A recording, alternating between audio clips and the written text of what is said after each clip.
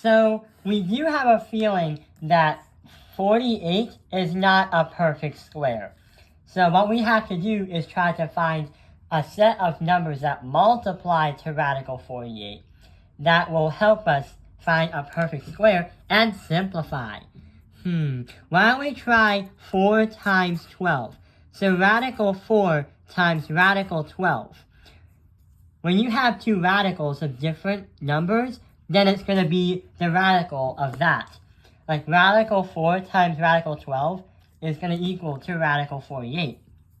This can be simplified and transformed into 2, so that 2 is going to be multiplied with the other 2 to make it a 4.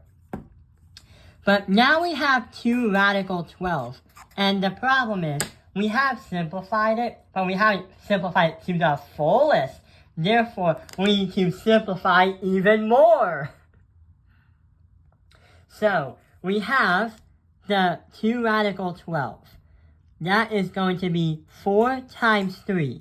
4 times 3, radical 4 times radical 3, is going to equal radical 12. Circle the 4, and we're going to bring it to 2. So, 2 multiplied by the remaining about over here, we are going to get an answer of 8 radical 2. That is our final answer.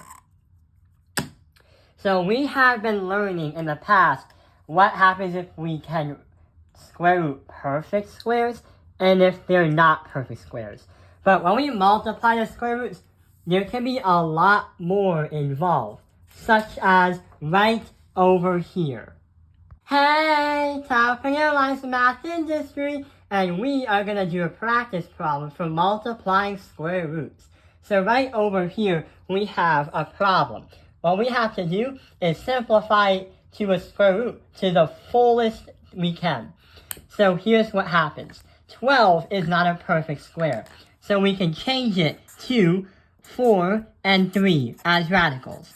Transform the 4 and turn it into a 2. So 2 radical 3. Then we have 6 and 80. We can say 4 and 20 as radicals. Circle the 4, turn it into a 2. But the 20 is still not simplified, because we can still turn it to 4 and 5 and circle it, and 2. So multiply the 2 with the 6 and multiply another 2. So 2 times 6 is 12, times 2 is 24. So we have 24 radical 5.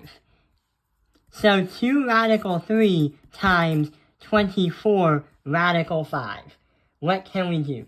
We can multiply the 2 and the 24 together and multiply the 3 and the 5 together. So final answer, 48 radical 15.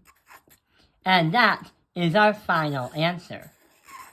I hope this video has helped you understand this particular type of problem when you multiply the square roots.